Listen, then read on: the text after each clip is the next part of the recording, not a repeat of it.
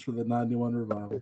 I'm president of Collinwood for YouTube, Joel Saints. I'm joined by Christine Pierce and Cara Tillitz. I'm joined by Gordon Dymowski, and I'm joined by Patrick McCray. We're here to talk the 1991 revival. So, ladies first, when did you first see the 91 revival? Thank you. When did we first see it? That was the question? Yes. Oh, man. When was the time? Honestly, I think we probably saw it when it aired.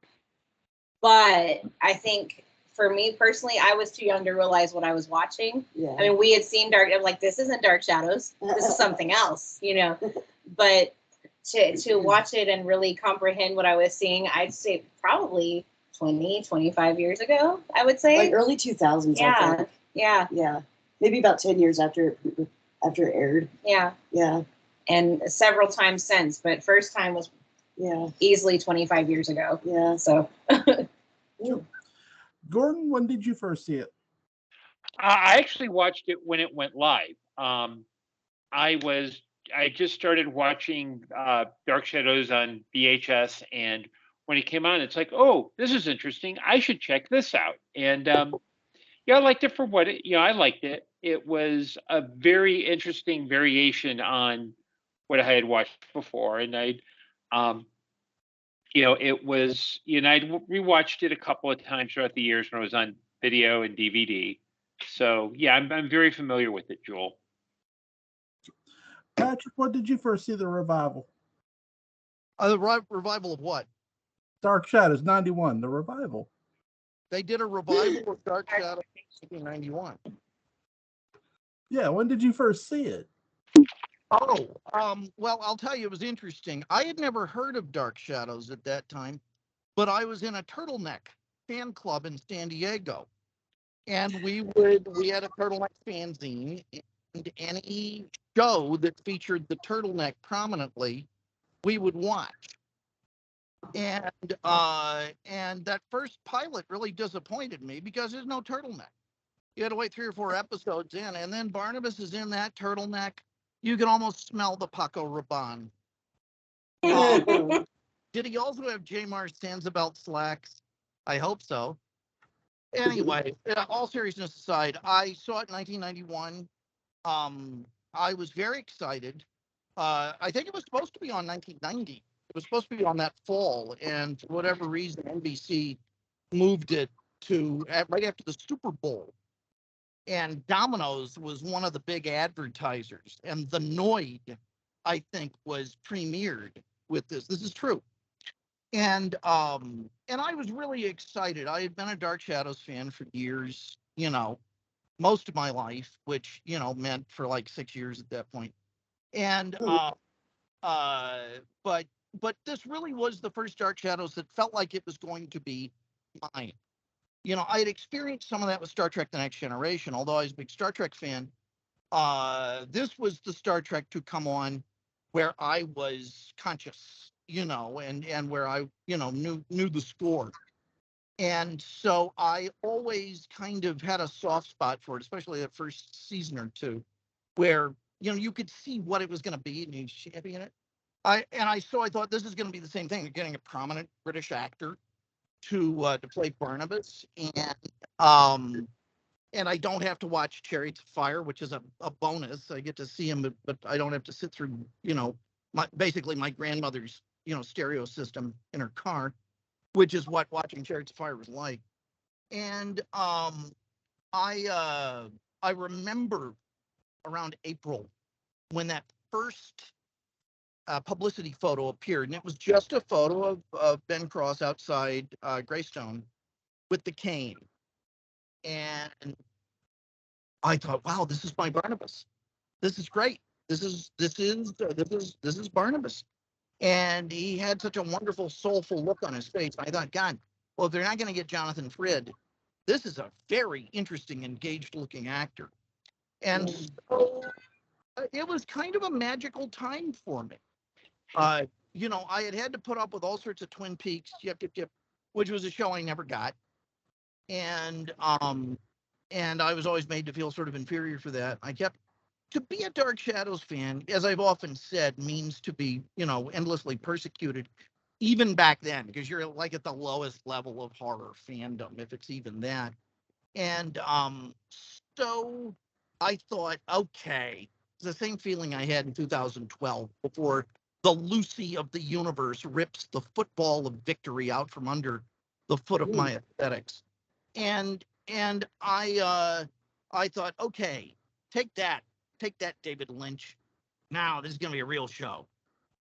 And then I remembered, because I was in Los Angeles or San Diego, when the premiere was on. It was highly rated, did really well, and then I was part of that group. I don't think anyone else was. It were you guys on the West Coast then? Basically, I mean, Colorado is the West Coast kind of compared to What year? 91. Oh gosh, no. No, we were on the East Coast. Okay, so I was the one who had the special magic of Israel concepts, everything old is new again, getting missile attacks and being preempted. So the first regular episode, when people could get into the habit on the West Coast of when is the regular show going to be on, got preempted. And I think it happened the next week. And we had to keep hunting for it. And the minute those missiles hit, I thought, this is terrible for Israel, and it's terrible for Dark Shadows fans. More terrible for Israel, I will not hesitate to say. And so I knew that it was over. And really, before it started, with that first episode, you just taste it in the zeitgeist. And not normally a place where you want to taste Dan Curtis.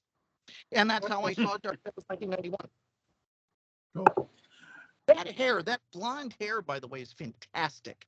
Mine? Oh, thank you. Sorry. You do too. No, it's fine. I appreciate it. I need encouragement, so thank you. So in the 91 revival, a lot of these characters get a fresh coat of paint on who they are, in a sense. Willie Loomis isn't with Jason McGuire. He doesn't show up with Jason. Thank God. He actually is already living there in Collinwood, and he's related to Mrs. Johnson. Yeah. Yes. Girls, for you first, what did you think of him being related to Mrs. Johnson and Jim Faye's Willie Loomis? It kind of fit. We took Harry Johnson's character and Willie Loomis and kind of merged them, but more on the Willie Loomis side, I think, and I don't know. I thought it oddly was kind of fitting, Yeah, it definitely worked. And with Harry as well, like they tied him in with like Ben Stokes, because we didn't have a Professor Stokes. Yeah. Like when we went back to the past, the Loomises were the family line back then, which I thought was very interesting. Yeah. And I liked it. It just fit. It just seemed to work better, I think. Like at first, Willie Loomis felt like Harry Johnson because he was drunk all the time. He didn't do his job properly. He didn't go get Vicky when he was supposed to. And, just a low life, but employed because Mrs. Johnson is such a fantastic worker, Right. But then, of course, he developed into a pretty good worker and, a pretty good cook, a pretty good handyman. And I don't know, it just seemed to really fit, Like Barnabas was like prison for him. It like totally turned him around. Was reform. I wasn't mad about it. So Yeah. When you start working for that vampire, things change real quick. True. Gordon, what were your thoughts on it? Well, first, I loved how the 91 revival kind of simplified things. So having Willie as Mrs. Johnson's relative makes a lot of sense because you don't have extraneous characters. You don't. I think their intention was probably to have like a nice, tight little ensemble, the way that the original show did. I also like the fact that Jim Fife. This is still Willie Loomis has always been kind of like a shifty, seedy kind of character, but Fife took it in a completely different direction, yet somehow managed to capture the essential Willie Loomis-ness of the character. Very much. That makes sense. Very much. Definitely. Patrick, what did you think? There are two subjects related to Dark Shadows that I find it very difficult to talk about without bursting into tears. And one of them is anything having to do with Christopher Pennock. I really mean this very seriously. And the other is Jim Fife's luminous performance, just his marvelous interpretation of that part and the heart that it gives Dark Shadows 91. It is like, I mean, God knows John Carlin's terrific, and John Carlin had the luxury, whether he knew it or not, of playing the long game. You know, he was playing a Willie Loomis who had, you know, years to develop, and Jim Fife didn't, and the writers, you know, knew that. I mean, they didn't know they were going to go for 13 episodes, but one of the great things about this show is that I felt like the writers did kind of sit down and say, you know, if we only get 13 episodes, what can we do? And can we give people a satisfying Dark Shadows experience?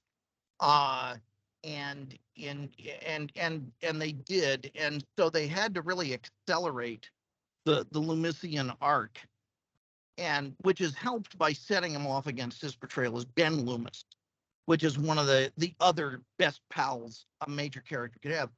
But Jim Fife is so wonderful as Willie Loomis, and he has such humanity, and that then elicits such humanity from Barnabas earlier on in the timeline that we're able to accept him and see him in a much more human light much earlier than I think we would otherwise. It's a very sophisticated performance, and in the words of director Corky St. Clair from Waiting for Guffman, if you don't like Jim Fife's Willie Loomis, I hate you and I hate your ass face. Agreed. Yeah. For sure. Double. I agree with that. Absolutely. 100%. So Joanna Goings plays Victoria Winters, the reincarnation of Josette. Now, they do somewhat take this from the original series a bit, where, because there's a scene where Victoria Winters, Alexander Moltke's Victoria Winters, is talking to Elizabeth, and she says about how Josette saved her, and Elizabeth says about how there was an aunt of hers who saw a woman in white that saved her, and that must have been Josette. And she goes, well, Josette saved me. And she goes, well, that would mean maybe I'm related to her. And Elizabeth says, well, that would mean you're a Collins. So they're somewhat taken from that a bit. But though this here, she's the reincarnation of Josette, which I like. That's sort of your fresh coat of paint there, where it's not completely taken. It's just somewhat taken enough to get them where they're going to go with her. Well, but she's her own personality too, which I like. I mean, let's face it.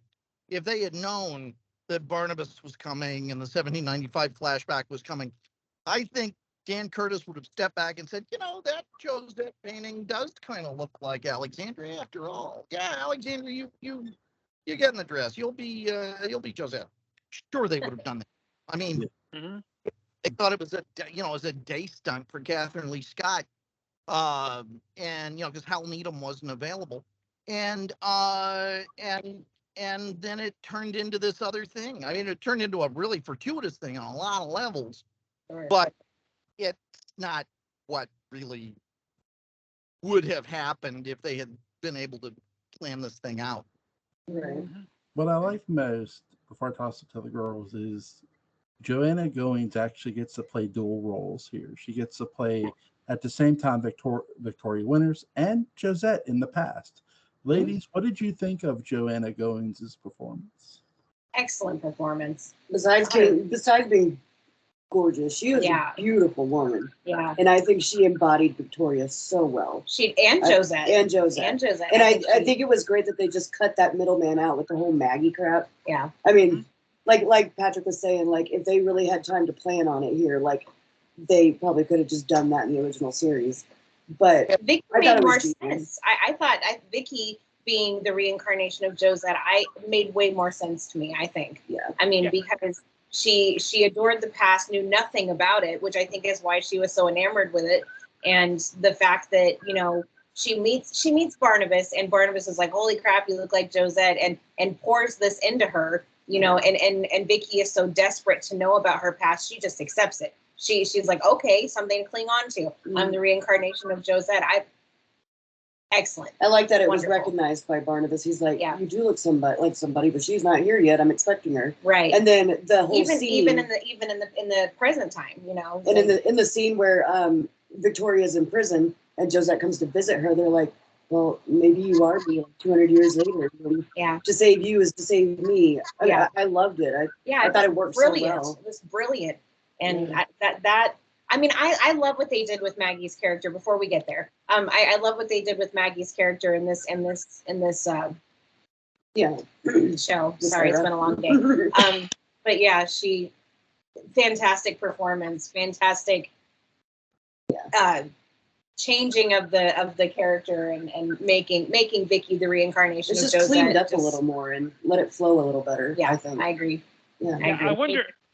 Yeah, also wonder how much of it was. I know that the production was coming right out of a writer's strike in like 88, 89. And one of the rules was you could modify scripts and modify storylines, but you just couldn't like create anything out of whole cloth. I wonder if while this was in development, Dan Curtis was like, okay, we want to just keep the same thing we did before, but they looked and go, okay, what didn't work that first time around? What could we have done better? I think, and part of that was, okay, rather than we've got this new character coming into Collinwood, and maybe instead of having her as the before, where she was the audience identifier, you know, she was the person who was witnessing all this goofy stuff, all this scary stuff at Collinwood. It's like, okay, well, why don't we just make her Josette? Because it makes storytelling a lot cleaner. You don't have to worry about, okay, what role is this person going to play? And it also gives a natural kind of, there's a reason why Barnabas falls for her in the revival, whereas in the original series, it's like, she's rebound girl. It's like, oh, okay, well, yeah, I couldn't stalk Maggie into loving me, so I might as well go here. Exactly. Yes. Exactly. 100%. Patrick, what did you think? Yes. What was the question? It was about Joanna going. Yeah, what did you think of her performance as Victoria Winters and Josette? I mean, she's terrific. You know, and she does. I love that French accent. It's Fantastic. I think, you know, in the days before the internet and so on, you could have surprises on television. And I remember watching it and seeing that, you know, she didn't just phase into the body of Josette, you know, it's just like they actually did it, and they had the whoever the actress was who looked just like Joanna Going play Josette. She was amazed how they got the two of them together. I'll never know, but it was a triumph of John Chambers' makeup effects. But all seriousness aside, she's terrific. The only flaw. Well, I mean, she's a that David doesn't have to teach how to read, and that was. Oh, I'm kidding. The one moment that they had that they kind of made up for, I think, in the 2004 pilot, which was so beautifully lit, was when David reveals the rat in the pilot. You know, he's got the dead rat something, you know, and scares Vicky with it. And I really wanted to see Vicky, instead of being scared, just sort of arch an eyebrow and talk about the you know, the type of rat it was and the way it appeared to have died, and, you know, be completely unflappable about it. And that, you know, because in 1991, that's how a professional teacher who deals with disturbed children would be trained to respond. And then pick the rat up and shove it right in his face. No. But seriously, that disappointed me, because that was very, Mr. Curtis, it's not 1967 anymore. Ding, ling, ling, ling, wake up. And that they didn't do that was kind of like, I wasn't that impressed. But that wasn't Joanna Going. I thought Joanna Going was terrific. And, you talk about Maggie, Ellie Pouget. I thought it was very interesting, too. She's a Maggie who's able to have sex with Roger despite the fact that he wears that hat. And that is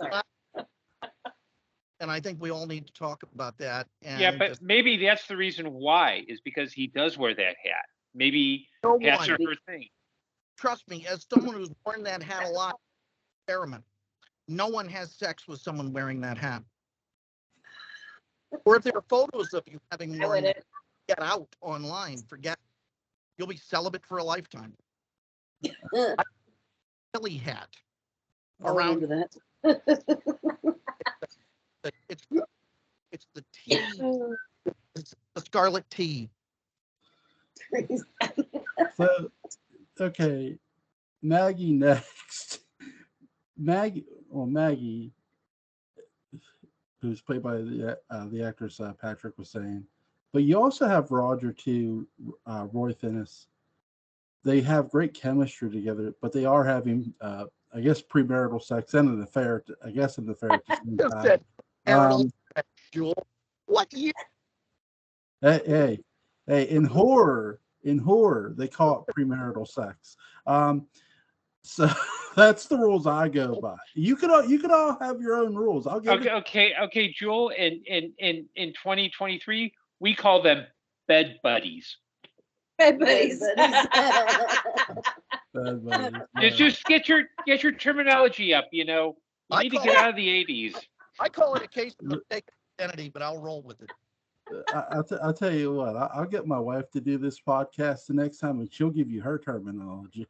But no, that would be X-rated. But no, I do like their chemistry together. I thought they both did a really great job, especially the post-sex scene where you see Roger laying his head down on Maggie, and she's like touching his head.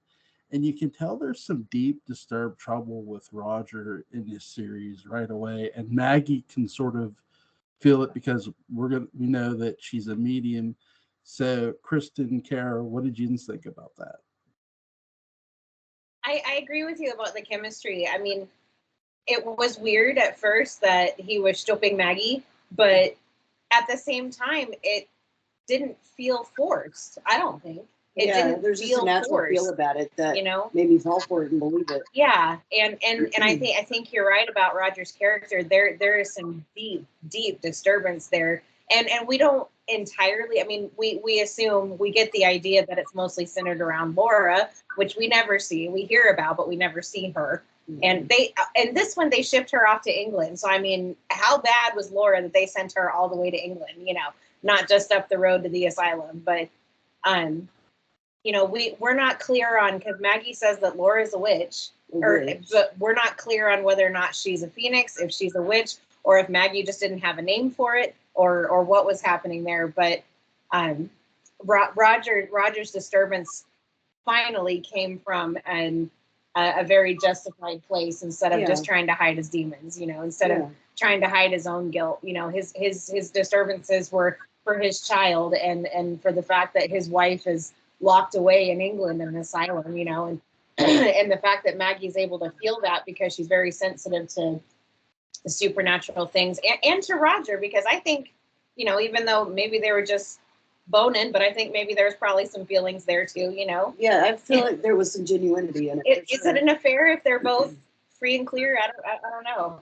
I mean, I don't Roger, know. I guess, was technically still married. I mean, I guess, but and she felt like Laura was punishing her because she was, stripping Roger. So yeah, I don't know. But Gordon, what did you think?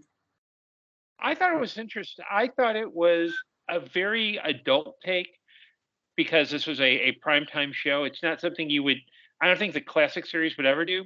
Interestingly, I've read some theories about what might have happened in the second half of the theoretical first season that we never got.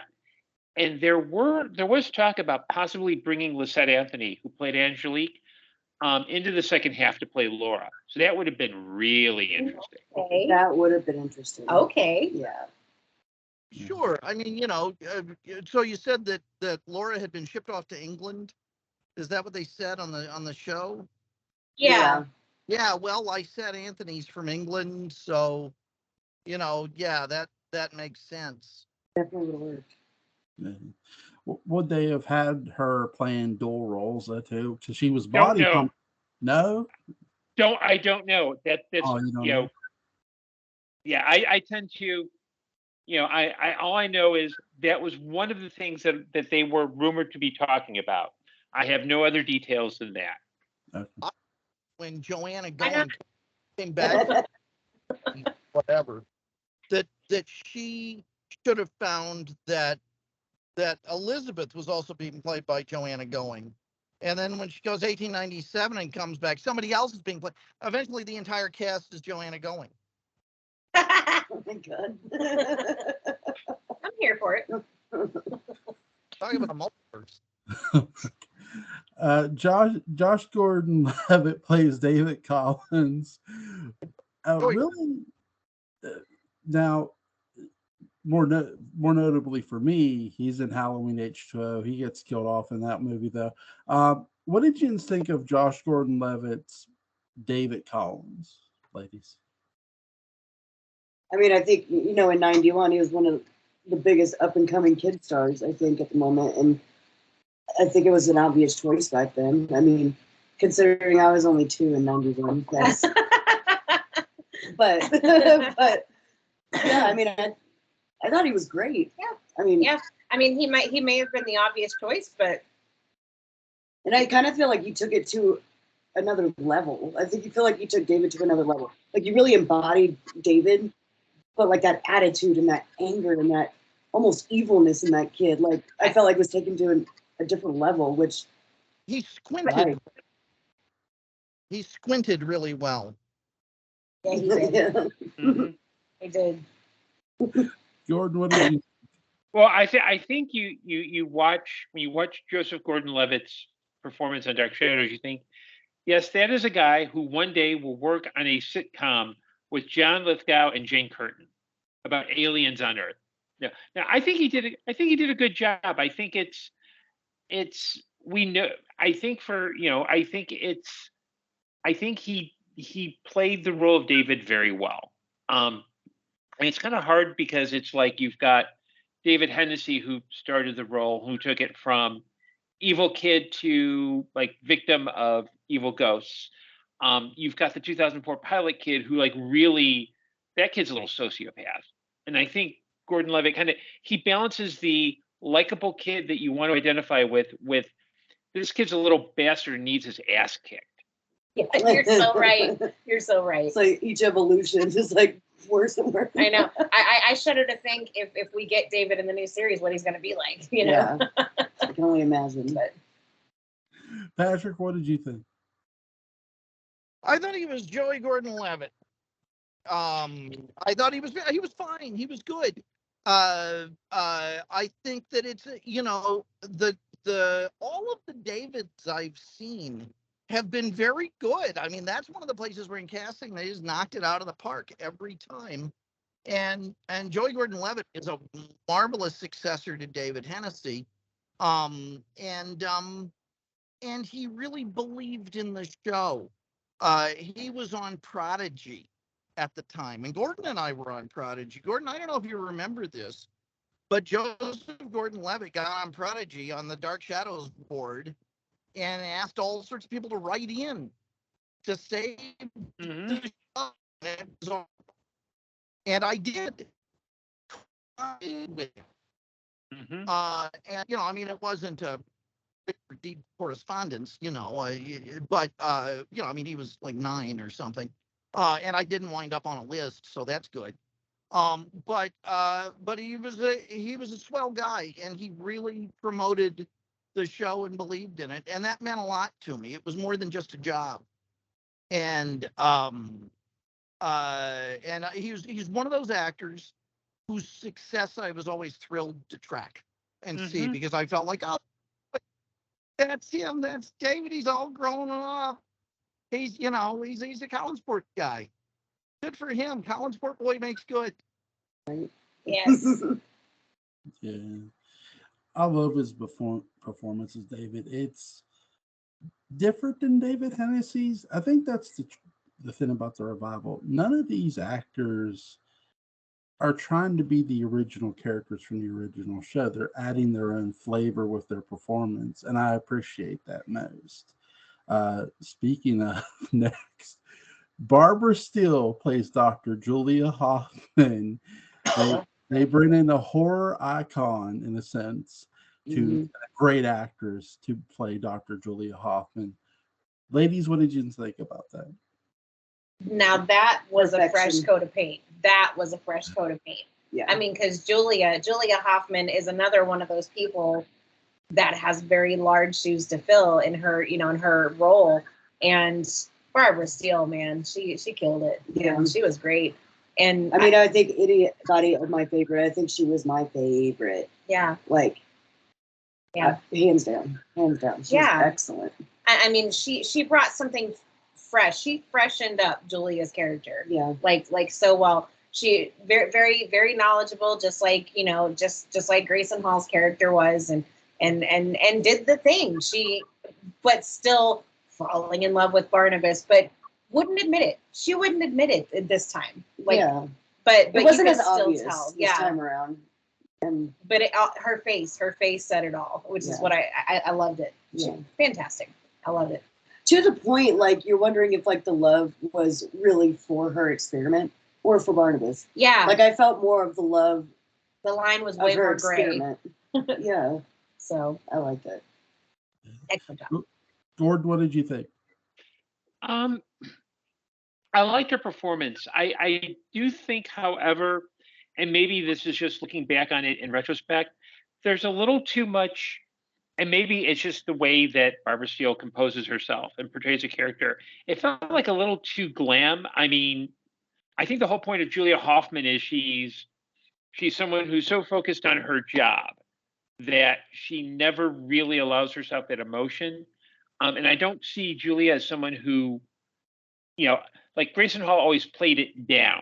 She was never gorgeous. She always played it as kind of straightforward. I kind of wish Barbara Steele had done that. I don't think she was bad. I just think it just never, I was never fully convinced that she had feelings for Barnabas. It was more like, oh, she like give him googly eyes, but I never felt like it. For some reason, it never quite connected. But that's just a personal thing. Patrick, what did you think? I felt that, okay, on one level, she's a very fine actress, and if you give her the lines, she will render them believably, and that's terrific.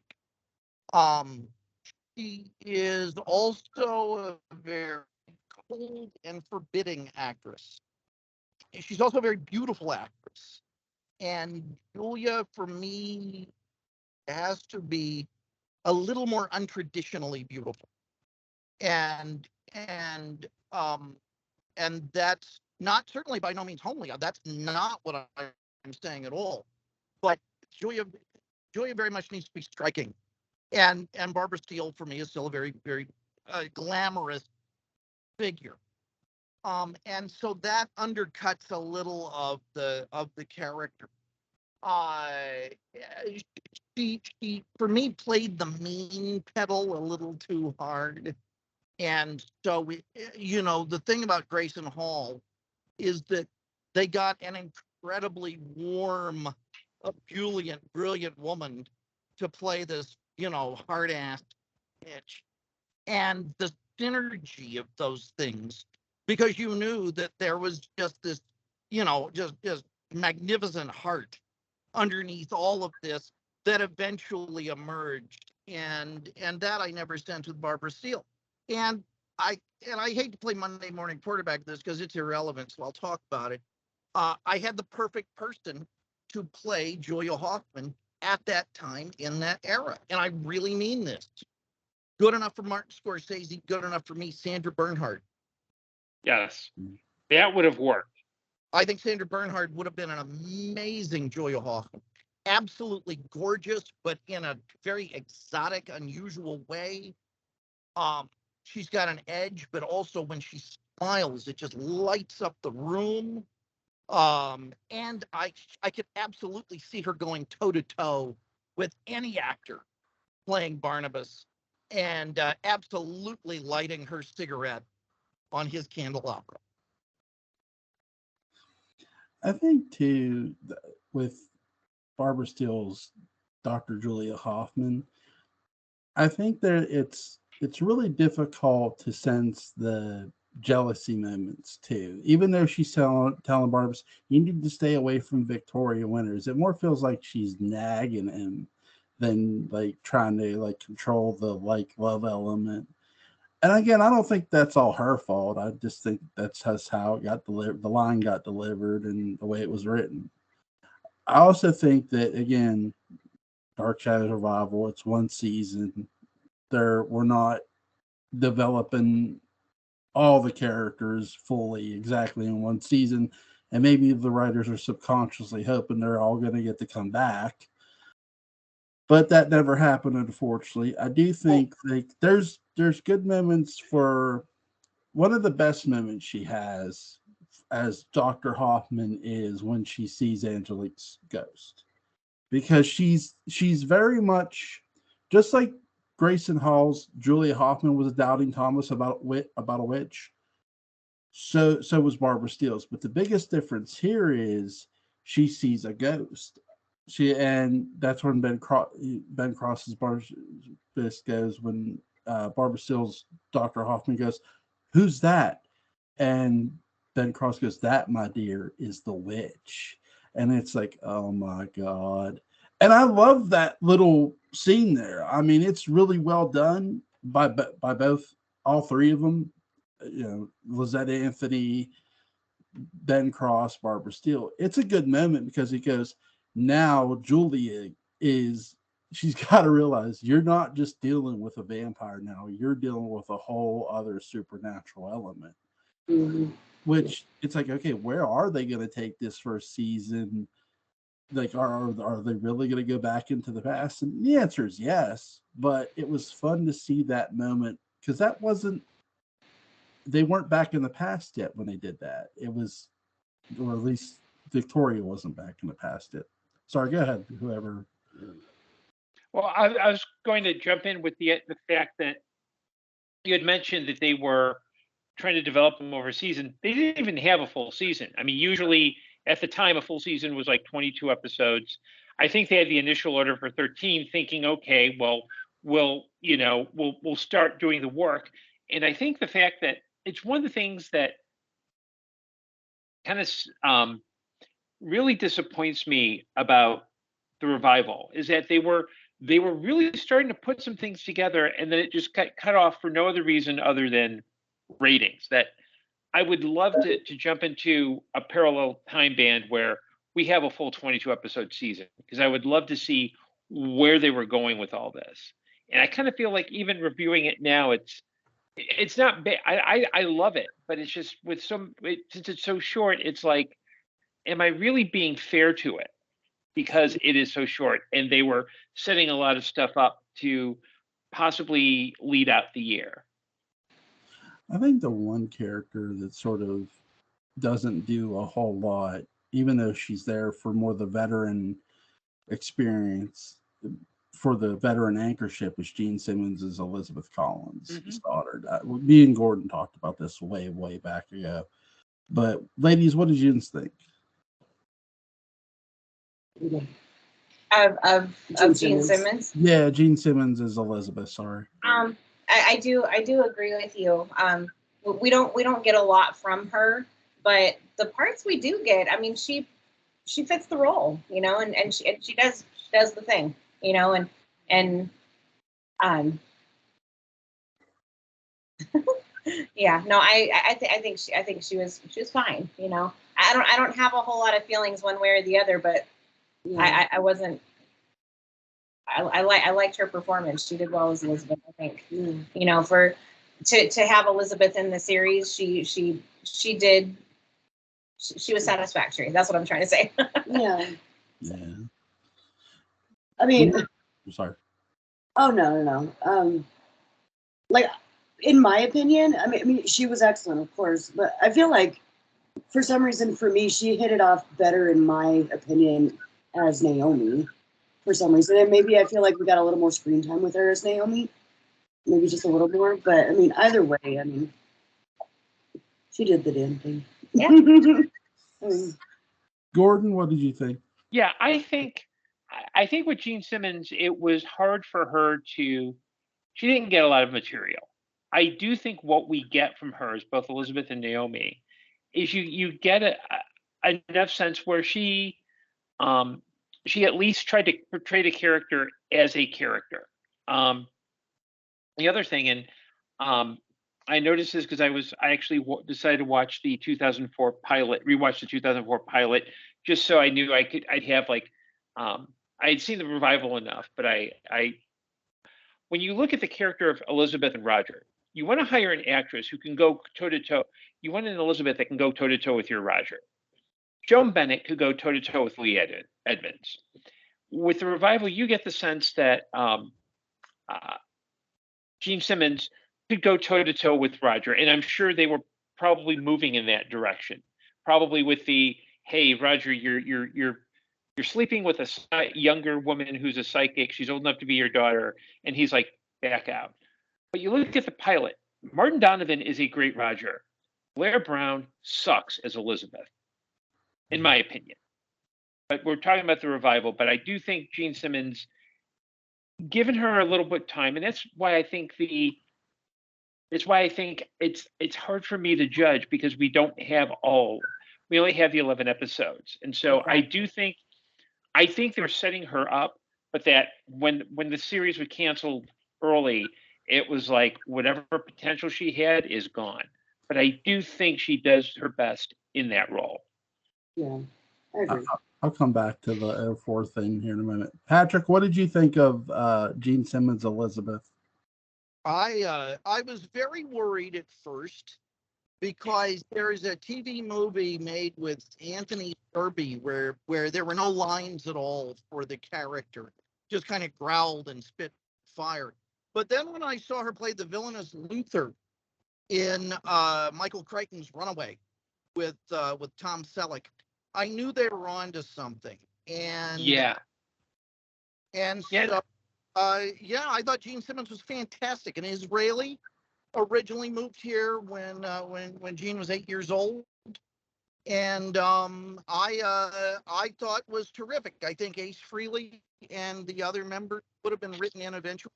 That's low-hanging fruit. Gene Simmons is fine, sort of Hollywood semi-royalty, like Canadian royalty. She's like Creature from the Blue Lagoon, and Gene Simmons is one of those actresses I'm supposed to take more seriously than maybe I should, and in that sense is kind of like Joan Bennett. And so I said it. So I mean, she's perfectly serviceable, and like Joan Bennett, she really, really, really comes into her own as Naomi, just because there's a lot more to do. So, and so much about this show, I almost feel like we should have two discussions, because so far, really, all of our discussion is centered on just one half of the series. Yeah. The series with takes place in 1791 and is bloody awesome. It's great. Mm-hmm. I kind of put up with the 90s version of it with Roger and his stupid hat and that dumb saxophone music and the Blue Whale that then plays everywhere where they need a pop piece of music, which is like music from the Blue Whale. But really, man, 1795 is where this show cooks, and it cooks with gas that's like it came straight from Burt Young. It's fantastic. So that's where you can see where the writers were like, okay, we're going to adapt the storyline. Let's trim the extraneous stuff and really get it focused. And that's, I mean, when you go back to I think it's 1790 in the series, but you know what? What's 5 years?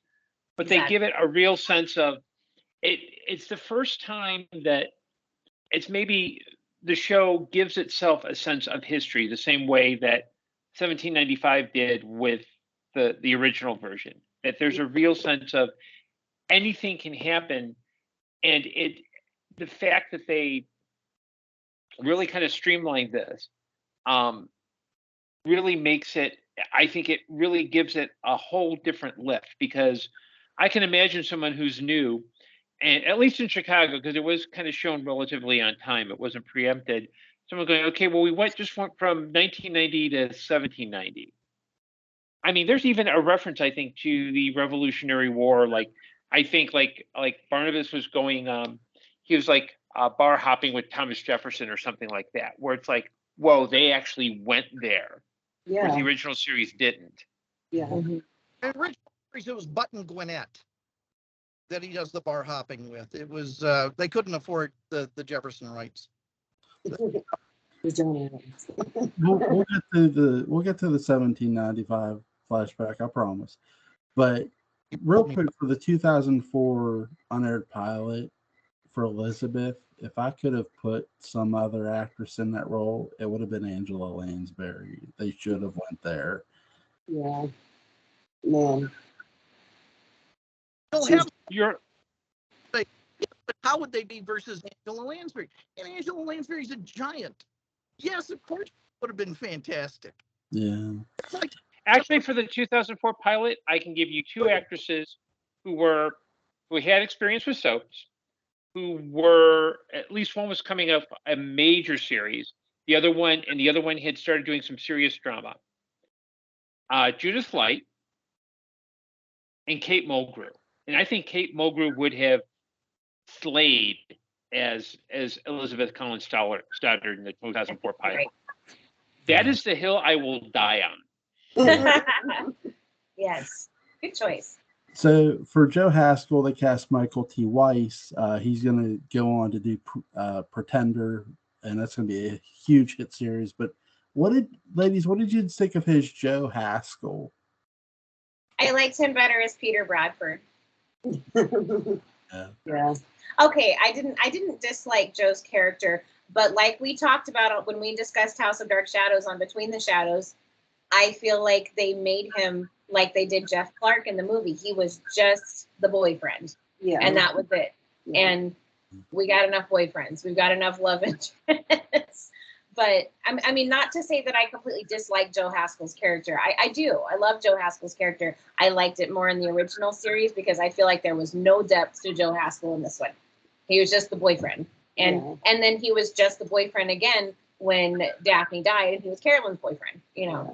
So that's my opinion though. I liked him better as Peter Bradford. So I liked that the Joe Haskell in the revival, he seemed just more confident in himself. Like I feel like he stood a little taller. Like, he did stand a little taller in himself. And like you said, he didn't have much depth, just the fact that he was the boyfriend and he wasn't so knight in shining armor. He was just. Yeah, I guess I appreciated that too. Because Joe was a little too knight in shining armor. But yeah, I think he portrayed it really well and gave it a new flavor. Yeah. Which was more bearable, I think, in the revival. Oddly enough, made it a little more bearable. Yeah. He tries to kill Barnabas. He does. That moment of knight in shining armor. Yeah. But he gets killed himself. They killed Joe. Instead of they killed Kenny, they killed Joe. Bastard. No. Yes, that's right. Patrick, what did you think of Michael T. Weiss's Joe Haskell? He's a dreamboat. He is the Anson Mount of Dark Shadows. It's impossible not to like this guy. Yeah. What a mensch, and then, but really, you know, it's just Joe Haskell is just a placeholder to sort of, you know, keep him on the dole until he can appear as Peter Bradford, and then holy cow, yeah. And the thing we've got to contend with is that as Peter Bradford, he is going to be the rival for Vicky for Barnabas. Yeah. in season 2 that never happened. And I'm sure that Michael T. Weiss, God bless Ben Cross, but Michael T. Weiss would have had chunks of Ben Cross in his stool. I absolutely, and not that I want to, do the investigation, but I think he absolutely could have given him what for. Gordon? Yeah, I was about to say I loved him as Peter Bradford in this one a little bit more than Joe Haskell, because Joe Haskell is kind of like we'll put in the obvious love interest because we know he's going to die by whatever episode. In fact, what I would have done in that Band of Parallel Time where the revival went 2 or 3 seasons, I know they had plans to have another actor play Quentin Collins. I would have made Michael T. Weiss play Quentin Collins because, one, he could pull it off. Yes. Secondly, it would be a real mind. It would not only mess with the audience's mind, but you could mess with the Collins's mind as well, because they're like, wait a minute, you're Joe Haskell, you died. Well, no, I'm Quentin Collins, especially if you do some variation on the tape portrait, because he's like hundreds of years old. And you could go, oh, that you could have like a weird, like Chris Jennings type situation here if you played it right. I like that a lot. Yeah. That would have been awesome. Yeah. What did you think of Barbara Blackburn's Carolyn? Wow. right. She was a little spitfire. Yeah. You know what? I did like this take on Carolyn. I did. Not any more than I liked Nancy Barrett's character, but I did like this little sassy, not whiny, I don't want to get married spin on Carolyn. I did like that, the guy at the bar is pushing up on her. She's like, nope, you're never gonna get a piece, and she kind of held her own, and I like that they made Carolyn that strong-willed, but not to the point where she was just being a brat and being rebellious. She was just a strong woman. Who she was. It's just who she was. was. It's kind of like Gordon was saying, like the whole prime time versus daytime. Yeah. Like, I feel like that is who Carolyn what really was. Yeah. It's just, with the daytime aspect, daytime soap. But with prime time, like, you can be a little more loose, can I say? Not, what I mean, but edgy with it. And I think that was Carolyn through and through. I think they had a little more freedom in prime time to really go there with her. Yeah. Like they had to keep her a little bit of a goody on the daytime part. But I think it was Carolyn through and through. Yeah. Yeah, it was good.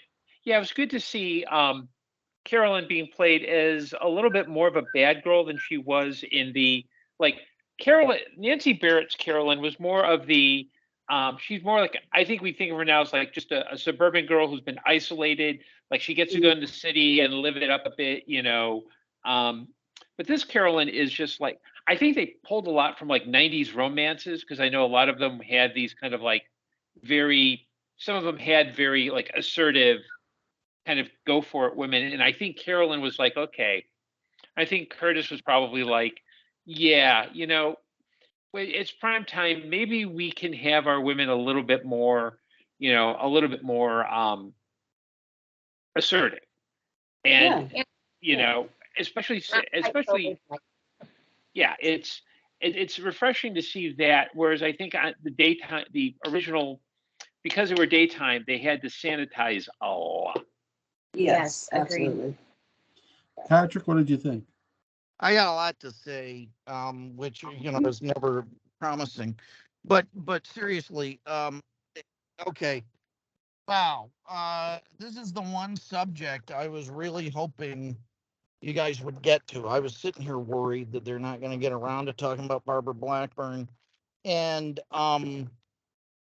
there are a few subjects where I'll get really, really, really testy. And one of them is I'll take that.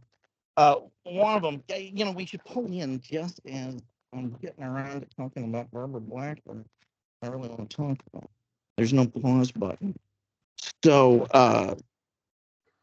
I think she is, for my money, the most exciting talent on the show. I think for me, and there's apologies to everybody, involved in it, I guess other than maybe Jim Fife,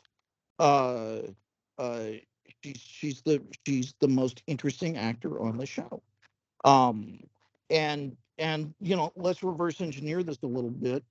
And hang on, I'm just gonna get it back. Coming back to Nashville, where my country music career is taking off. Farewell, Lowell. Farewell. What is mine? Oh, but those are both yours. I'm too diabetic. I'm not really diabetic. I suppose. Goodbye, Lowell.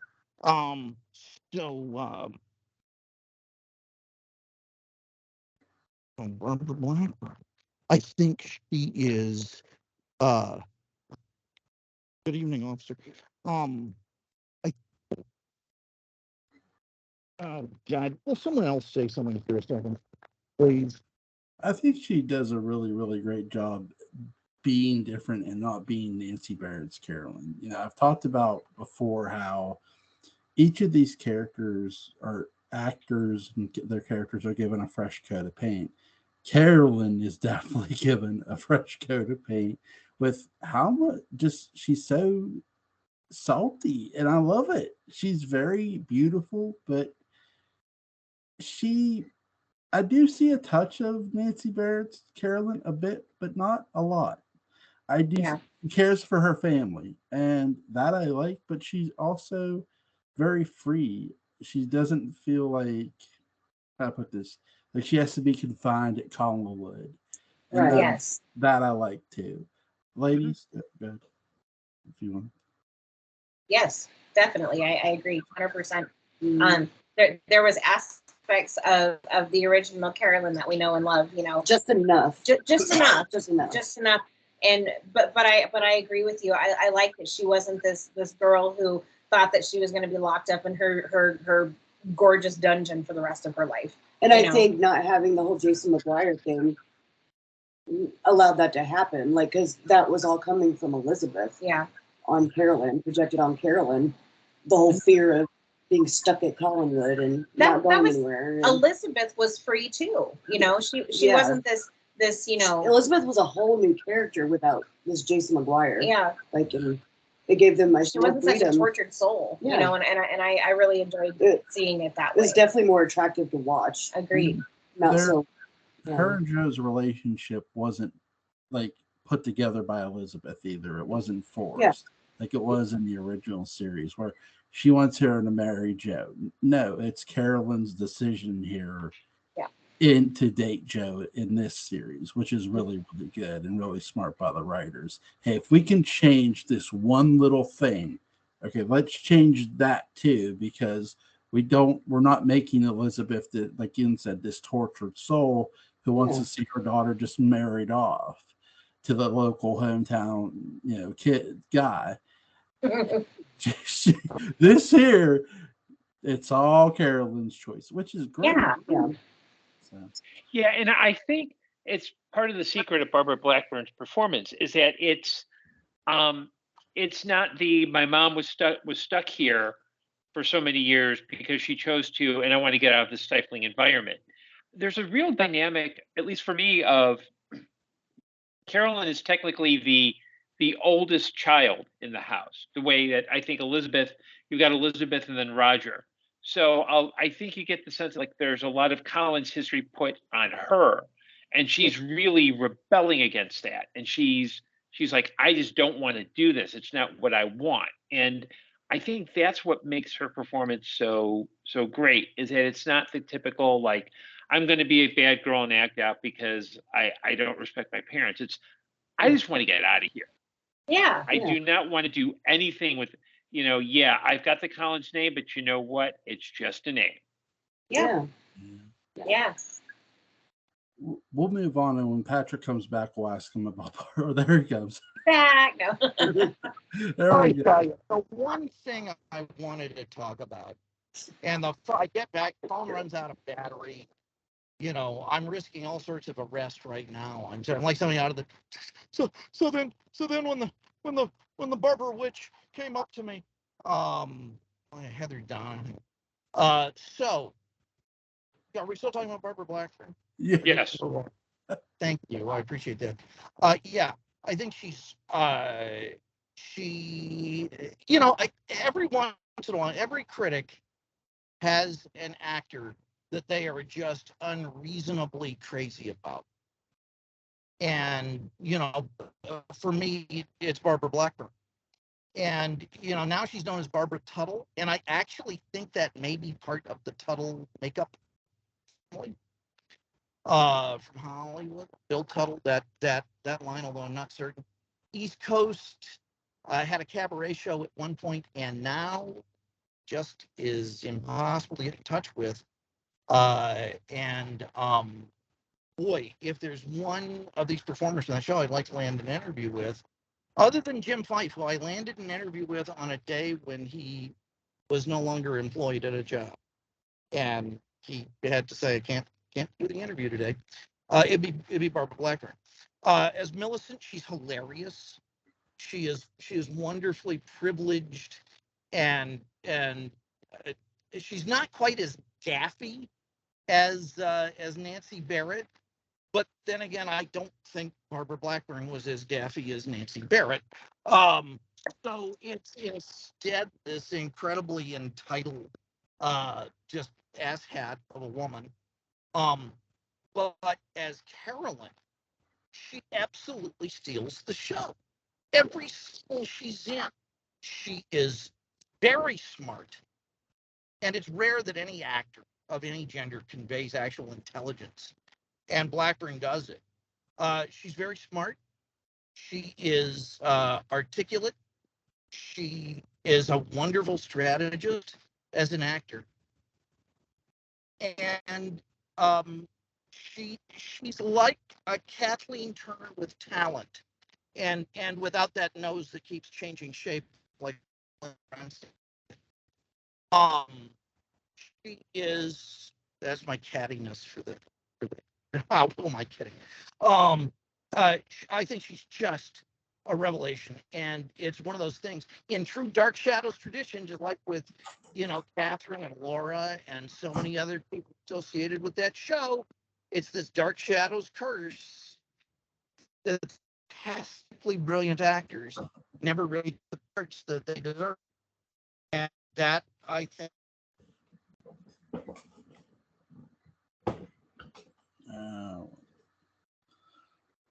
Did we lose Patrick? Usually it's us. I know. Jordan? Patrick? What? Are you there? Yeah, I'm here. Okay, sorry. Can you hear? Yeah, we can hear. I just Yeah. didn't know if we lost you. Sorry. I'll walk over with a flashlight in my face, trying not to crash. Yeah, I'm here. Oh, sorry. So we'll go back into the 1795 with our next two character introductions. What did you think of Lizette Anthony's Angelique? I was saying it earlier. I liked that they actually, took on, the French accents, and she really. I'm trying to figure out how to say this. I mean, go ahead if you want me to. I feel like she really got into the role, and she confused her for. I mean, Laura Parker. I mean, there is no one but Laura Parker. But Lizette Anthony, I mean, she got into this role. She very helpful, very nice to Vicky, and very soft spoken. But when she gets to Barnabas and she's half naked, Lord help us all. She is a completely different character. Yeah. And I feel like the woman scorned. She did it so brilliantly. And I mean, to follow up Laura Parker, yeah, she really did. That was a hard one. Really did an excellent job. Really did. I mean, it's hard to say anything else. I mean that wraps it up. I mean, but she kind of took her role from Dracula Dead and Loving It and pushed it into this role just a hair. But I loved it. I loved it. It was great. Yeah.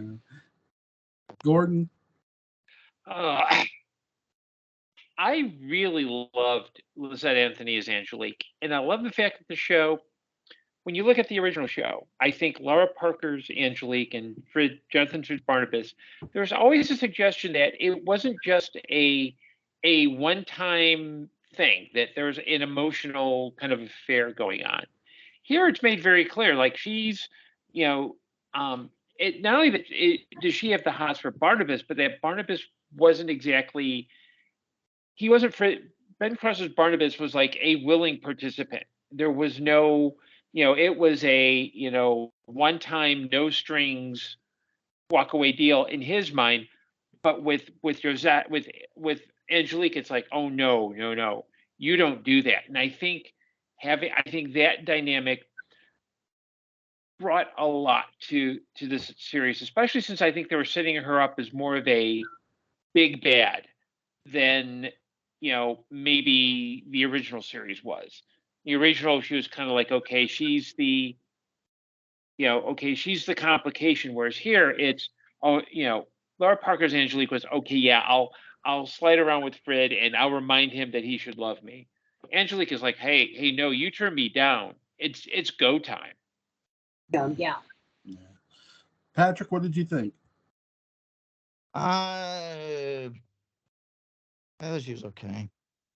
I think I can't really judge her fairly, because the problem with the characterization for me is that they needed to again write it sort of like they treated Vicky, in that they needed to treat this as a situation where they knew where the story was going to go, and in this case, the story is going to go to a place where one would hope that they're true to the mythos.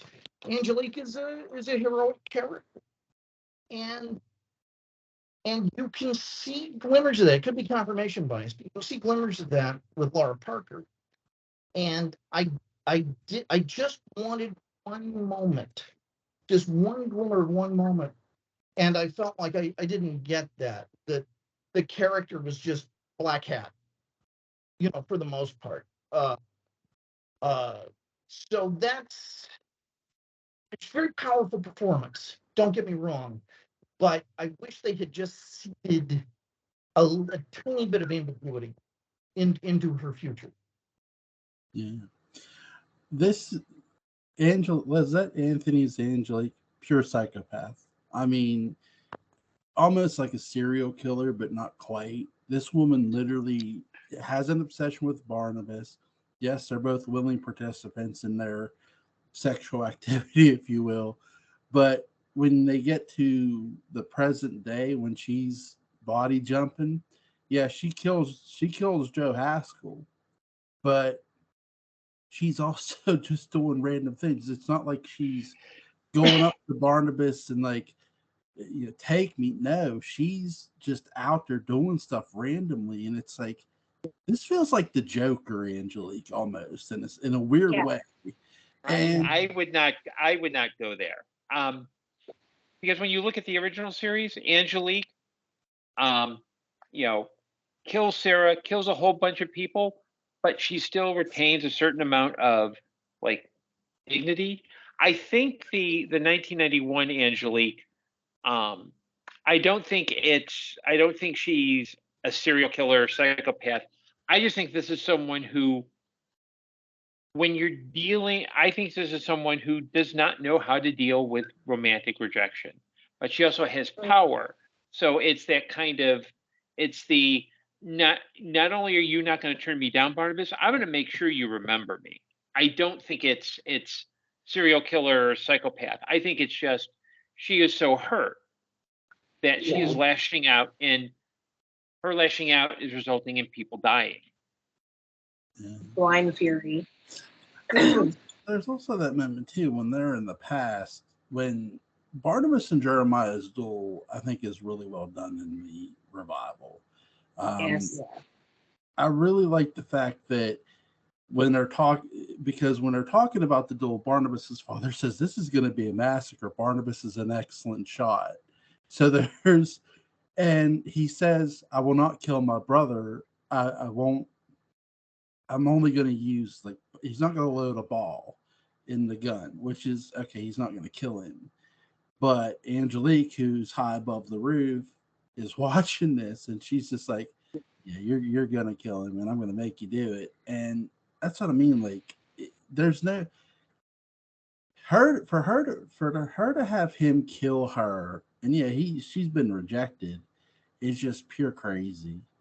It's like really, you're gonna have him kill his brother. Is just, my God, because with Laura Parker's Angelique, when she heard Duel, she panicked. She's like, wait, I can't have you getting killed, Barnabas. But with this, there's no panic. It's just, I'm gonna have you. I know you're a better shot here because you have more experience with a pistol than Jeremiah in the revival. And I'm trying to think of the actor's name. I know he's from Highlander, the series. Adrian Paul. Yeah, Adrian Paul. I really like his Jeremiah. I like the fact too that we get a kinder, more carefree Barnabas too in the 1700s. He's very much laughing with, Bradford, and he's also laughing with his cousin Jeremiah when they're talking about Millicent, which is just funny. It's like we don't see that too much in the original 1795 in the original series, but you do see it in the revival. So what did you think about that, ladies? Sorry, rambled there. I think it's hilarious. These Barnabas and Jeremiah obviously are close. They're brothers, and then they have their best friend, Peter Bradford, and they're being guys in 1790, and it just makes me laugh. They're talking when they talk about Millicent, and it's obvious that Barnabas and Peter do not envy Jeremiah having to his situation with Millicent, and well, maybe she's not quite so ugly. You haven't seen her in a while, and I just love that there's that banter. And then when Vicky's walking up with the kids, Miss Winters, looking at each other like, it's almost like all three of them look this way, checking her out or something like that. Exactly. Just typical stuff, reactions, and it just shows so natural. And I feel like in the original series, we didn't get many opportunities to have moments like that where they are normal, normal moments. I loved it. I did too. It just gives it more. And I really love the camaraderie and the closeness between the three of them. It also made the tragedies that much more heartbreaking because you see that closeness and that interaction, and you kind of get to know these characters before tragedy hits.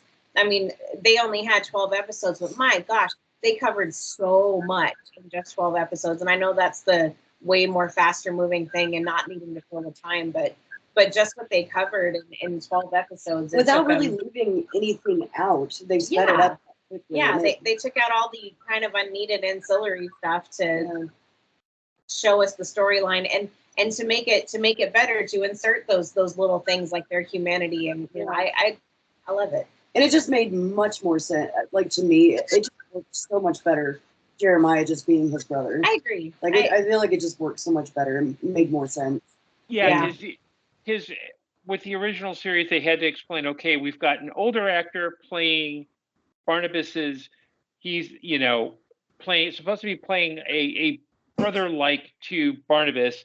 And it's like three different actors, and I think this is where you see how streamlining the storylines actually does the series a favor, because when you look at 1795, you look at Frid's younger Barnabas, there's really not much difference between that Barnabas and Barnabas after the coffin, except younger Barnabas, you want to say, dude, take the stick out, it'll be okay. Right. Whereas here you see that we're introduced to Ben Cross's Barnabas as kind of a mean, angry, will yell at you. But you see that he actually was a human being once, and that makes his arc more tragic, because this is what he's lost. And by making he and Jeremiah actual brothers, it makes a lot more sense than Jeremiah is really his uncle, but who's old enough to be his brother. They just said, okay, let's just rework all this stuff. Right. Yeah. Yeah. I like after when Jeremiah comes back from the grave, Barnabas is like, who did this to you, brother? and he says Angelique. He says the name, which is great job how they did that. It was really creepy, but really cool. Mm-hmm. Patrick, what did you think of Ben Cross's Barnabas? I thought he was very good. I think it's a Barnabas who is bent on revenge more than on finding and replacing this lost love. And that's it's a Barnabas that burns hot and fast. And I said that in my obituary, and in his obituary. I won't have much to say in my own. I think that, again, we're dealing with a really touchy analogy, because the secret to the original Barnabas, I don't think they had really quantified yet, even though they had experienced it, and that's that he's very neurotic. He's this fish out of water who's desperately trying to sort of keep up and look contemporary and and look like he knows what he's talking about when he has no idea what he's talking about. He's a nerdy 44-year-old guy, who finally gets an arranged marriage to a hot girl, and then everything goes south. And that's the beauty of the original Barnabas. And so he had the unenviable position of having to play this, Johnny Slick kind of guy. And that's not Ben Cross's fault. And you can see the moments Cross really enjoyed. And it's not like acting like he's, a cross between Billy Idol and Craig Wasson at the end of Body Double, snarling and hissing and doing all the other things he does. It's when he has those tender moments with Willie or with Julia or the fantastic work he does with Adrian Paul and Michael Weiss. And then, in dealing with the heartbreak of his disintegrating family, which, good God, Stephen Girish, you're talking about that guy, Joshua. Holy cow, was he magnificent in that part, just heartbreaking. So yeah, I think he was a very good actor playing an unfortunately slightly miswritten Barnabas. What did you guys think of Roy Finnis's Reverend Trask? Keep your hands away from his mouth. He might bite your fingers. And those eyes get caught up in him. When I could get past if you're those going to go metal, you go all the way. I respect Roy Finnis's Trask because he went metal and he went all the way. He really absolutely. did. Oh my gosh. There's no other way to be believable than just go all the way. Oh yeah. No, if you're gonna go balls to the wall, go all the way. And it was great. It was great. I mean, and like you were saying, I liked how he switched over and played Trask and not Joshua. Yeah, me too. I like that they kept him, like they put him in the Trask role instead of the Joshua role, because I think that he played a much better Trask than he would have a Joshua. Yeah, I do. Yeah. So. Well, Louis Edmonds had that hairline and those stern features that could skew all over the age spectrum. Yeah, absolutely, he did. And Roy Fiennes, even though he was older, I think, than Louis Edmonds by a fair amount, when they were playing the parts relative to one another, it just would not have been a believable age for Barnabas at all. Right. Even with makeup. But as Trask, holy free holies, what on earth is that? Where has he come from? Boy, that's a Bible college. Years before Donald Trump, you get the kind of religious representative I'm sure would have fit right in January 6th. Yeah, something tells me Roy Finnis was reading a lot of Robert E. Howard's Solomon Kane novels. Yeah. I don't think he was. That's the thing. I don't think he was the only one. When you look at the way the original Reverend Trask is dressed, when he comes to the door, he with Jerry Lacey, he looks like goddamn Solomon Kane a bit. Jesus. And so so does Roy Finnis, but they both look like Solomon Kane. I do think that with Roy Finnis, he's more acting a bit more like Solomon Kane would, but he does a great job being this evil bastard who's wanting to hang this innocent woman. And the big difference with the trial is Angelique's ghost does interfere, but in a more harmful way, even more so in the original, where she just causes Ben to go crazy and they discount his testimony. Here, she interferes with the judge when a note literally clears Victoria Winters, and then the note just completely disappears. It's like, oh shit. Yes, that was clever. I mean, that was because in theory, a note probably should have cleared her, especially if it was convincing enough, but Angelique just wiped it from everyone's memory, wiped it out of existence. Nobody even knew that a letter had been written, except for Barnabas. I think he was like, where's the letter? He's like, what letter? There was no letter, and fantastic. I really did like that. But I like that they made Trask an Uggo too, sidebar. Made him what? Like Jerry Lacey was handsome, he was. And even as Trask, his handsome popped through, but not this time. They made him an Uggo, and I like that.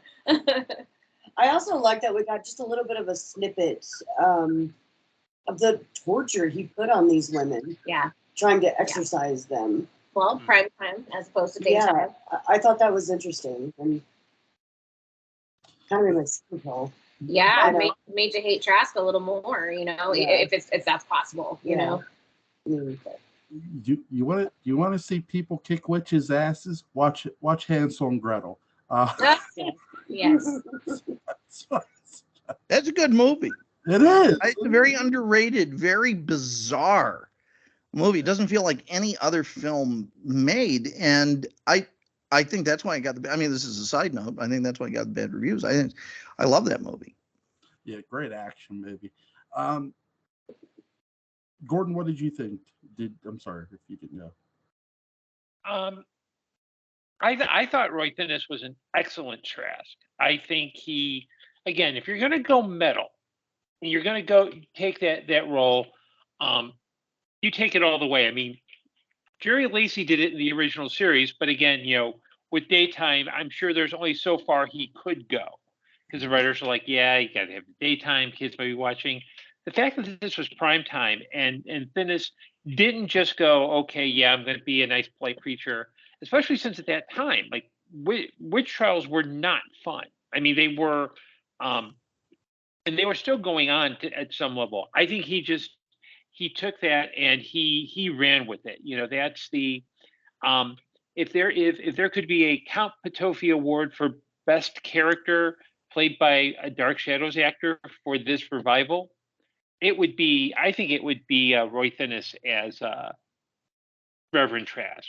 Well, culturally, you mentioned something interesting there, that the mid-'80s Michelle remembers Satanic Panic, stuff was over. I think all the recovered memory stuff was being proved to be bunk. And the incredible persecution that existed for a lot of completely innocent people during the Satanic Panic had been, pretty much proved to be nonsense. And oh my, talk about culture wars. Isn't it lovely when the pendulum starts cutting back in the other direction? And I feel like that's what happened here. It's like, oh yeah, you want your religious fanaticism? Yeah. Okay, here you go. Have fun. And we did. So I think it was a really, really bold, impudent portrayal of organized religion and the so-called representative of it. And of course, no, he's not the representative of all of it, but maybe next time. But seriously, he's not the representative of all of it, but he sure is the one who seems to be in the driver's seat with this. And I do feel like this was a very political choice on the part of the storytellers, and good for them. Good for them, because Satanic Panic would put up with too much hysteria, too much nonsense.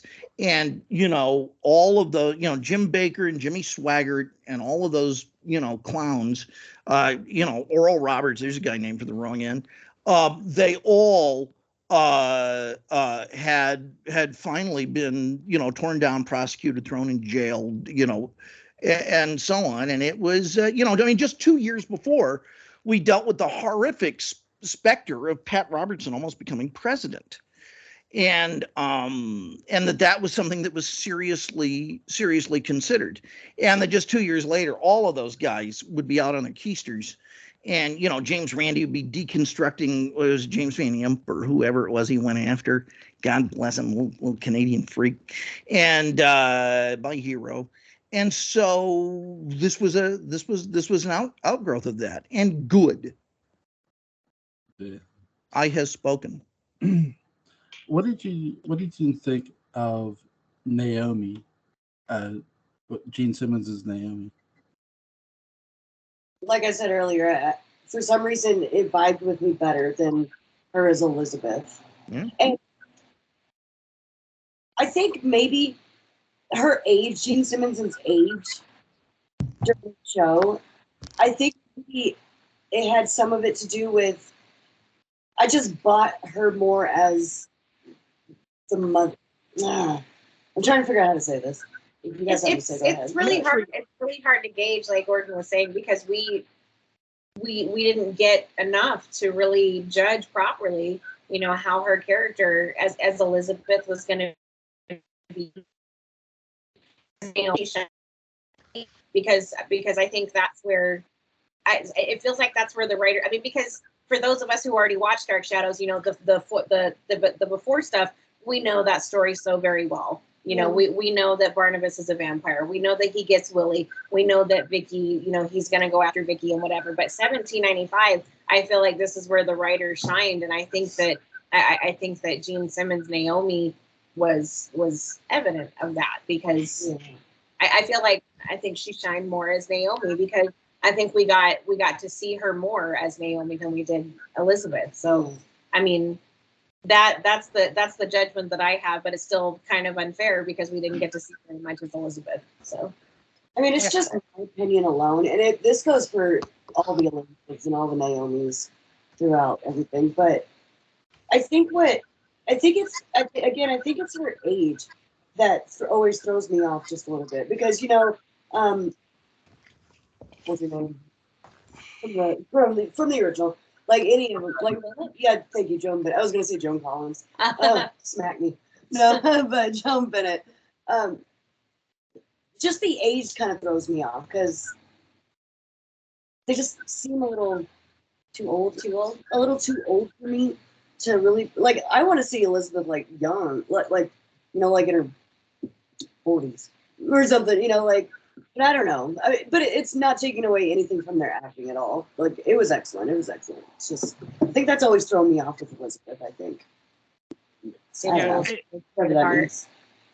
and I think with Gene Simmons and Naomi, the fact that she was an actress in the movie actress in the 40s and 50s who did a lot of costume drama, I think that helped, because she was able to maybe inhabit the role of Naomi a little differently than Elizabeth. Whereas I think because Joan Bennett was known more for noir and more of that kind of harder edge, her Elizabeth is maybe a little, her Elizabeth is so powerful, but that impacts like her Naomi, her Flora, her Judith, etc. Whereas I think with Gene Simmons, because she's used to, one, she doesn't have a lot to do as Elizabeth, but I think because she was familiar, it's probably easier for her to inhabit a late 18th century woman who's part of a family than it would be a modern day matriarch. So I think that's what gives her Naomi a little bit extra charge, is that she's in kind of familiar territory. Patrick? Yeah. I think that her I think this is a performance. This is a 13 episode performance that is justified in episode either 12 or 13. Descends into just alcoholism and madness, and our hearts just break. She's so good, and she's so believable. And we see, yet more of the horrible collateral damage of Angelique. And that justifies the entire casting of her right there, the heartbreak that she generates. And everything else is just whether it's good or bad or whatever, it is a secondary consequence to that magnificent performance in that moment. So I have a fun question for all of you. Let's play what if. What if there would have been a season 2 and they're gonna bring Laura? Who do you cast as the Phoenix?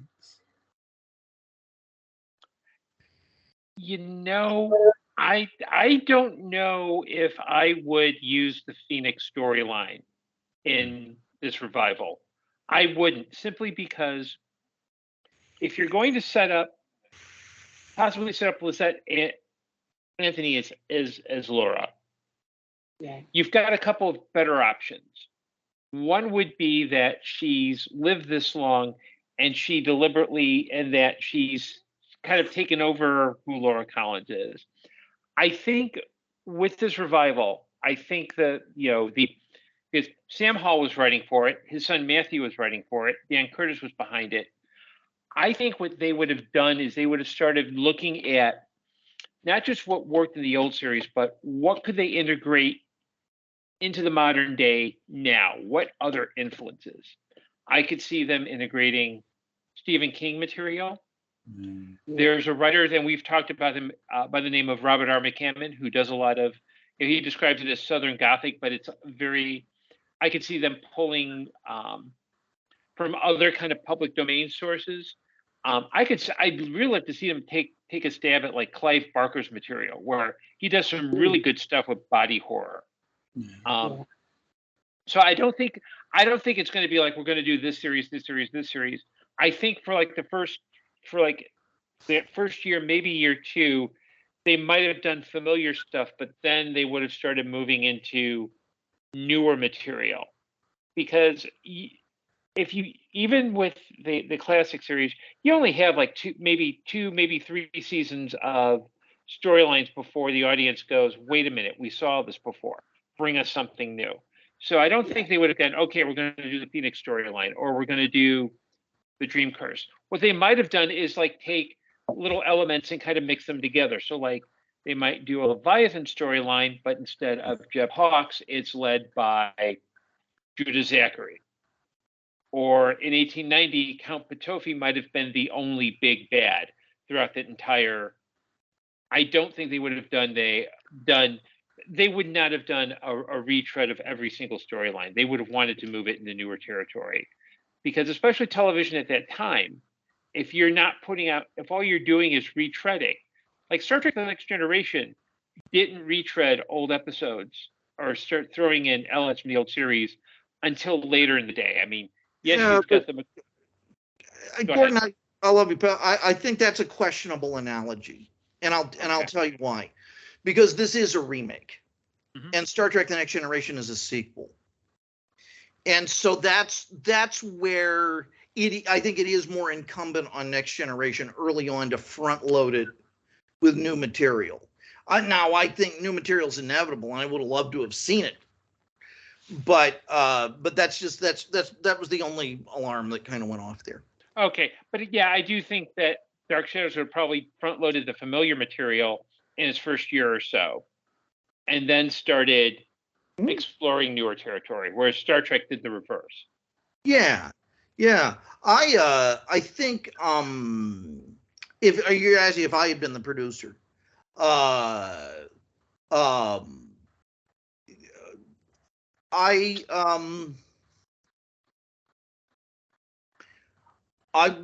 would have gone with this always as if this 13 weeks is our last. This is it. We're lucky to get that. and let's both fire all of our guns at once and explode into space. I would Quentin. Yeah. You skip Cassandra, Private Eye, because you're going to get Angelique showing up in 1897. So just why bother? You go straight to the haunting of Collinwood, which is your first half of the season, and then your second half of the season is 1897, and I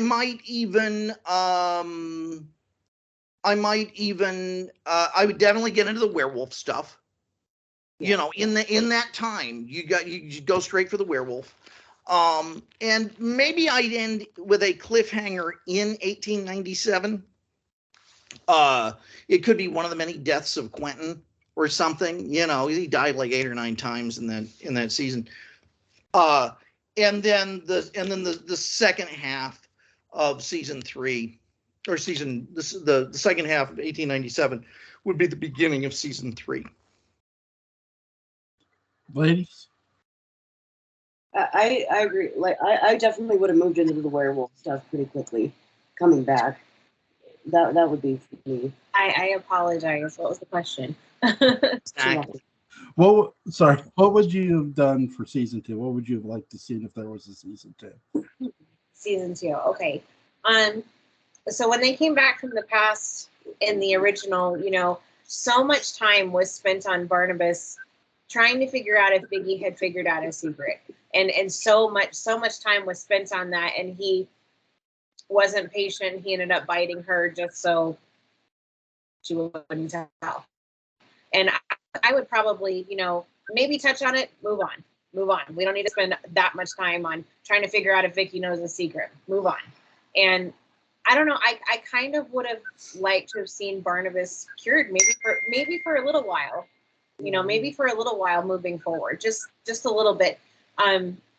Maybe not, and then from there being able to move on into the haunting and then the werewolf. Because that was such a big moment for Dark Shadows, because you brought on Quentin, somebody to help Barnabas babysit the audience. And so I would have liked to have seen that for sure. But I think probably I would have moved into Quentin in the haunting and the werewolf too. Yeah. So.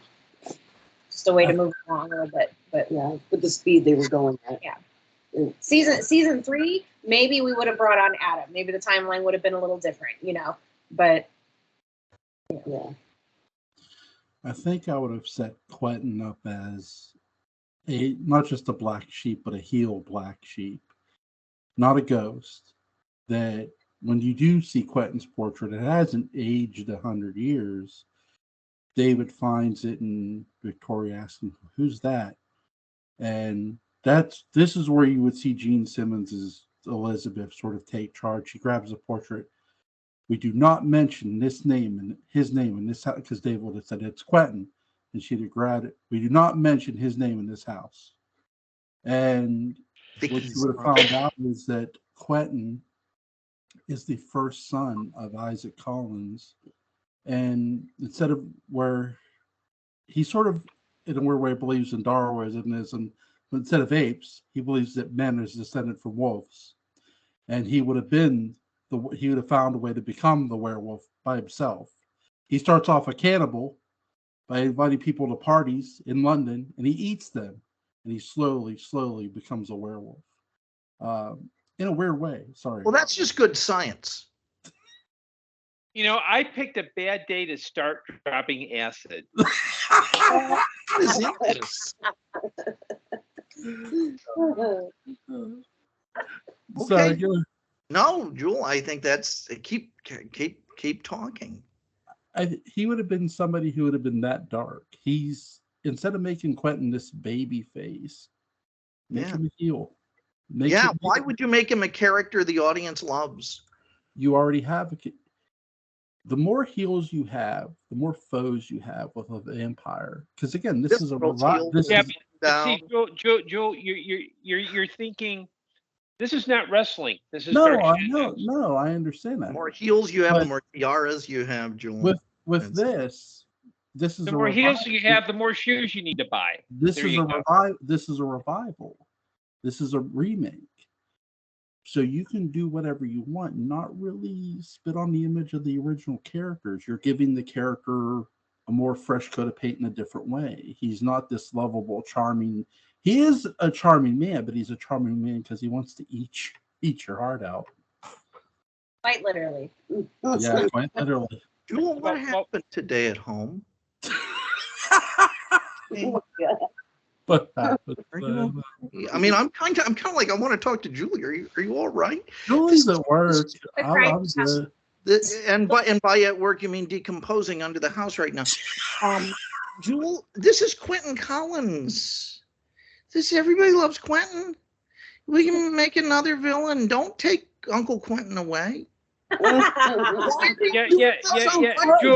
Jewel, if you had been watching the show, Quentin goes from being a heel and nasty, and I should know because I watched episode 718 because that's supposed to discuss, and he goes through a moral journey, and I could see doing that kind of storyline. But you start with Quentin as dark, and then something happens where he is redeemed. But not what you just said, Jewel. There's dark and there's cannibal dark. Oh my God.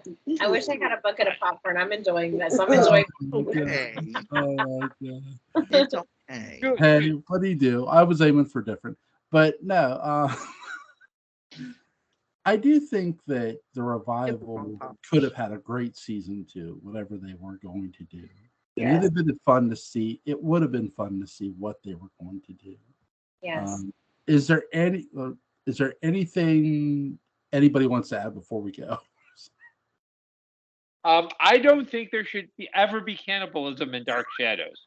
Vampirism, yes. Cannibalism, no. I draw that line. Shame on you, Jewel. Shame on you. Shame on you. I have to go eat someone's liver with a nice Chianti. Anyway. Oh my God. I'm kidding. Anybody else? Sorry. Man. A lifetime of poppers will do this to you. Oh my God. Right, Jordan? Okay, guys, Jewel, this is why you should spend money on brand soda and not the store brand generic stuff. I spend money on what is it? Sugar-free Crystal Light. That's what I spend money on. On Christen. What? Wait, crystal meth, Jewel? What are you doing? Crystal They're meth. shaking bacon. Your backyard. Don't trust any Mountain Dew bottle you find in Jewel's backyard. Y'all are getting squirrely now. Nice, yeah. Oh shit! There's stuff. I've done satellite pictures of your. I know where you live, Jewel. It's a compound. Yeah, I live in Western Pennsylvania. Patrick, I have a question about that. If you turn on like the infrared, can you see like little rectangles in his backyard? I can't talk about that. Actually, I see rectangles just when I look up. my neighbor down the road, he was walking. Him and his wife were walking, and he actually killed a timber rattlesnake. So, my neighbor down the road, him and his wife were walking, and he killed a rattlesnake. So, crazy story. But did he eat it too? I'm just wondering. God's pictures. shot Good question. it. Shot it. Okay, there are going to be several links to Between the Shadows and Dark Shadows podcast. Go check out their podcast.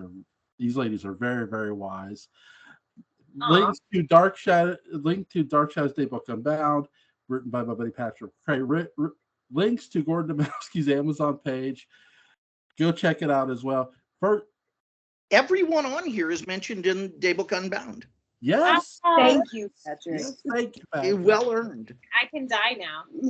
Honestly. I don't Guys, want are we good for 7/18 tomorrow night?